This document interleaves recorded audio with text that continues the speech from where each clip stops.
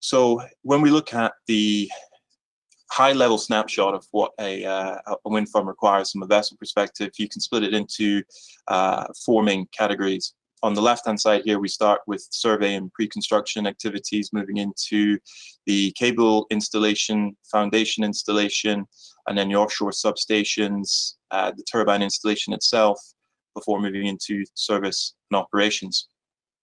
We don't cover every single vessel type here involved in the construction of a wind farm, because there are shipping vessel needs supporting the movement of some of the component parts. But really here we're looking at the installation activities.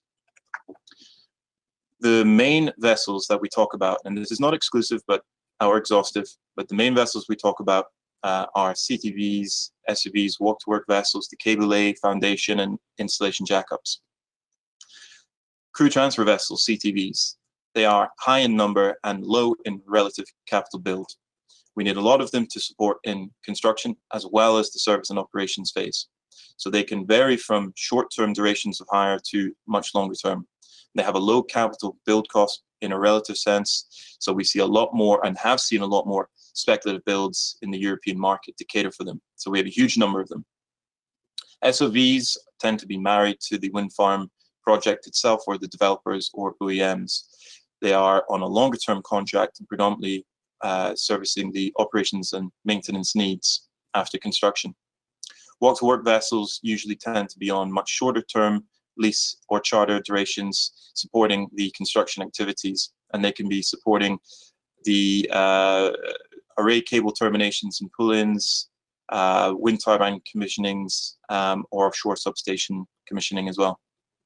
Cable lay market is split between export lay and array lay. Export lay have huge carousels, 5,000 to 7,000 ton product capacity. The array market is closer to maybe 2,500 tons. So they're very different beasts, and they perform different roles. Export cable need to be able to work in shallow to no water conditions. In the array market, you don't have that same set of issues. In the foundation installation market, they have a smaller amount of vessels catering for that, but it's growing, and we're seeing more and more new builds coming through the pipeline. They have a huge capital outlay, usually with a very large crane, 5,000 tons being the more recent announcements of new builds, and they're traditionally DP and floating based. On the installation jackups, or commissioning and service support jackups, we now have two different sectors. This was originally one sector, but as the evolution of turbine size and the weight of nacelles and the height that need to be installed, we quickly did see that the early stage generation 1 installation jackups quickly found themselves unable to handle the component sizes at the sizes that they were being asked for in construction, and so they had to move into blade exchange and operations and maintenance roles. So we have two different segments here.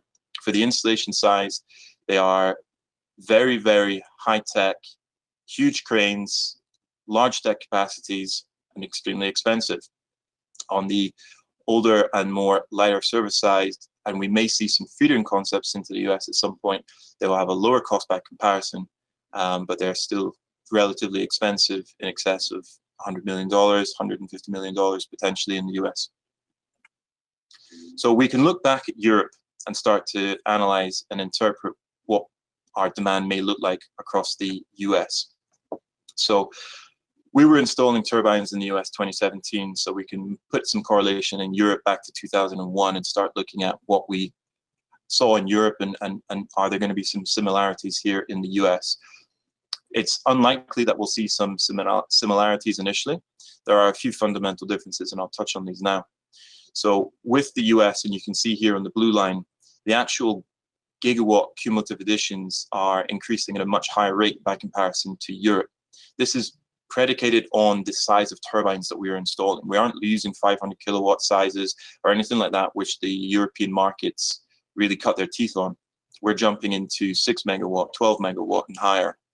So the cumulative build out of gigawatts in the US is going to be significantly higher. We're dealing with much bigger, larger turbines, and therefore the supply chain will probably have to jump from where we were in Europe in 2001 to a later date.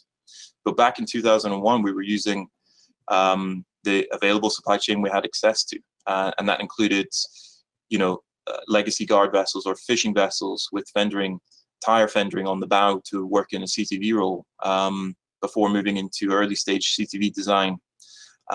We had initially use of repurposed oil and gas lift boats and jackups to accommodate the installation of turbines before moving into their design and things like that. In later years, we actually saw that there were a number of different purpose-designed or long-term modified vessels from the oil and gas sector catering for the activities. And this has continued to increase over the years. And we're starting to see a very high-spec evolution of vessels. And we can look at some of the reasons behind that. Offshore wind farms are getting increasingly more complicated, using bigger turbines further from the shore in deeper water. So when we analyze this, we look at the distance to shore, and we can start making some assumptions behind what is your main logistical support activity, a CTV, an SOV, or a combination of the two. We mapped out all of the main SOV markets or wind farms that are catered for in Europe and their distance to shore, and you can start to put together an analysis here and expectations of what we may see in the United States market predicated on their wind farms, where they're placed, and how far they are from shore. So 2023, like I mentioned, is really the kickstarting of the US market in a real sense, commercial scale wind farm development. The similarities in 23 US are very close to 2013 in Europe, with 2 gigawatts to be installed. Now, it won't be the exact same amount of turbines. Like I mentioned, we're using, and we're in a very good position taking advantage of turbine size. So the amount of turbines is going to be less in the US, but the gigawatt size has got some clear correlations that I think we should be focused on and we can analyze here. In 2013 in Europe, we had more than 200 CTVs. We had 10 dedicated walk-to-work vessels supporting the build-out and the construction activities, and we had 10 jackups assisting the installation of the turbines themselves. What do we have in the US? Well, we're not really there yet. We saw that number grow over the years in the European market quite significantly. CTV growth has been exponential. We'll touch on that in a second. The walk-to-work market catering for the installation activities has been a growth sector too. We've moved from 10 to 20 to 30 in just 7 short years. The installation jackups at the moment sit around 15 in number. We have 3 more committed builds, and as we heard from Mark, we're shortly going to add another one to that when Dominion announce final plans for their installation jackup in the US. Talking about CTVs, do we need to start looking back into the early stages of what Europe did in their evolution of design and size for CTVs? It's unlikely. We're going to be jumping straight into the most modern and capable CTVs, and we've already seen that in some of the CTV design and announcements that the US market has taken on, from Atlantic Wind Turbine Transfer and Windsurf with their designs to Dominion and Ørsted respectively. CTVs are bigger, they're faster, and they can work in deeper waters at higher sea states. They're much more efficient in their tasks, and we can see here that the size of them and the look of them has changed significantly over the years. But we don't stop there. We have an insatiable appetite in our design houses to keep pushing the boundaries of what CTVs can do, what they will look like in the future. And here we just have a snapshot of a few of the different realistic CTV designs on the market today, from hybrid technology to the surface effect ships. We've seen a larger CTV design moving into the SATV concept for prolonged stays at wind farms up to 7 days or thereabouts. As I've talked about, the fleet growth in CTVs was exponential, and really in 12 and 13 we saw a number of different CTV orders being placed, and the growth of the market has moved significantly upwards. When we start to analyze CTVs, we bring them into 3 different sectors: the largest 24-meter size, the mid-size 18 to 24 meters, and those that are earlier in design and much smaller in their capabilities.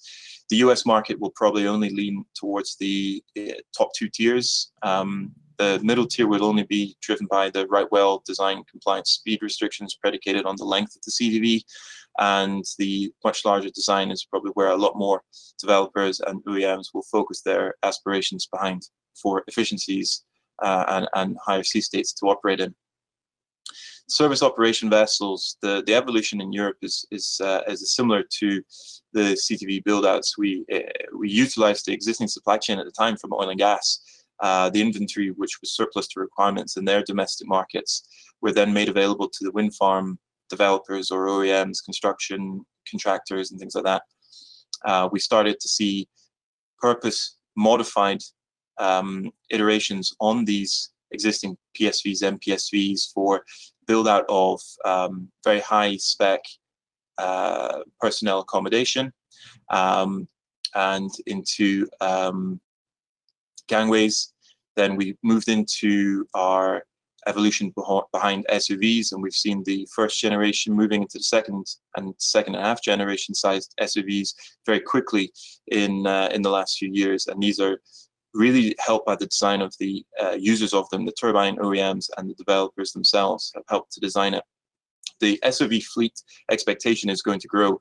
We have 10 O&M on the water, and actually Winde announced the delivery of the Jules SUV for GE today. So it's going to be 11. We've got another 10 on order. So we're going to have a 20 SUV market in the next few years, and that will continue to grow. We have forecasts of in excess of 50 required globally by 2030. In the US, we can start moving our European model and analyzing what the expected demand profile is going to look like for all these different vessel segments. The interesting points I'm going to touch on here quickly are wind turbine installation jackups. We could argue a rationale behind a need for 3 to 4 at any point during 23, 24 years onwards. What work construction, you could see perhaps 4 vessels being required to support the commissioning activities and construction activities per developer's wind farm each year. So if you have a multi-field installation for 3 or 4 developers in any year, you can see those numbers moving up 12, 16 in number required. CTVs, we're going to need at least 30 and could be as high as 50. SUVs are a little more complicated. I expect to see some announcements in the months ahead for the first US SUV, and we'll move into maybe 4 dedicated quickly, upwards of 8 in the future. I'm going to move a little quickly here because we're tight for time, but the wind turbine installation vessels are obviously close to F1's thought because they have the highest capital outlay here. And we've seen the evolution behind non-specific purpose designed in the US market moving into specific designs for wind turbine installation. The size of the turbines has led to fears that when you deliver and design something, they become obsolete before their mortgages are paid down. And that's why we're seeing significant growth from 400-ton sized installation jackups in 2005 to a 1,600-ton, which we thought was future-proof in 2012, 13, 14, and into the market now where we're in 2,000-3,000-ton size crane sizes because of the size and weight of the nacelles. Some of the 3rd generation wind farm installation jackups are going to be able to be modified with development on their existing cranes to cater for these larger turbines, so they aren't obsolete, far from it, and they're going to go through redesigns on that. I'm going to try and abate people's fears here because we are starting to see some very early information that component sizes don't necessarily have to continue on the growth curve that they have done previously for OEMs to extract the same power output from them. We also think that due to design efficiencies, the use of lighter materials and software upgrades allow for the expansion of these existing component sizes to higher output of power.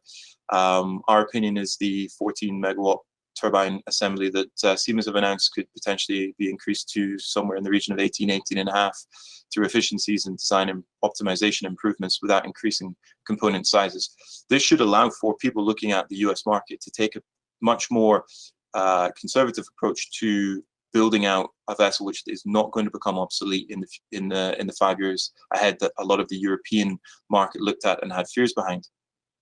So the demand is robust. We have a lot of demand coming through the pipeline in a global perspective, and the American demand is sizable, as is all other areas. There is a big gap between the existing supply to cater for plus 10 megawatt size turbines and the vessels available to accommodate the construction.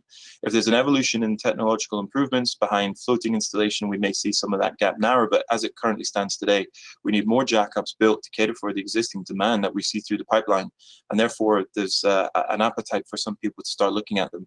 In the US, we have a Jones Act condition that requires, depending on how you operate your jackup, it to be built in the US, and in which case it has a bigger price tag by comparison to Asia. But this shouldn't scare people away. Where there is demand, we require supply.